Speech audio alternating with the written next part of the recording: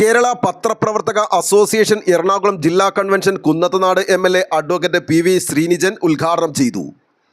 മാധ്യമ പ്രവർത്തകർ നേരിടുന്ന വെല്ലുവിളികളെക്കുറിച്ച് സംസാരിച്ച എം.എൽ.എ വേദിയിൽ മുതിർന്ന മാധ്യമപ്രവർത്തകരെ പൊന്നാട അണിയിച്ച് ആദരിച്ചു. അതിരപ്പള്ളിയിൽ മസ്തിഷ്കത്തിന് പരിക്കേറ്റ കാട്ടാന മയക്കുവെടിയേറ്റപ്പോൾ തളർന്നു വീണ ആനയെ ചേർത്ത് പിടിച്ച ഏഴാറ്റുമുഖം ഗണപതിയുടെ ചിത്രം പകർത്തി ജനഹൃദയം കവർന്ന cameraman Faisal P A Kunnathunad MLA പൊന്നാട അണിയിച്ച് ആദരിച്ചു. തുടർന്ന് നടന്ന പരിപാടിയിൽ KMJAയുടെ നേതൃത്വത്തിൽ 3 ലക്ഷം രൂപ വില വരുന്ന വിവാഹ വസ്ത്രങ്ങൾ അൽ ഇഹ്സാൻ സൗജന്യ ഡ്രസ് ബാങ്കിന് കൈമാറി. തുടർന്ന് പ്രസ് കാർഡ് വിതരണ ഉദ്ഘാടനവും എം.എൽ.എ നിർവഹിച്ചു.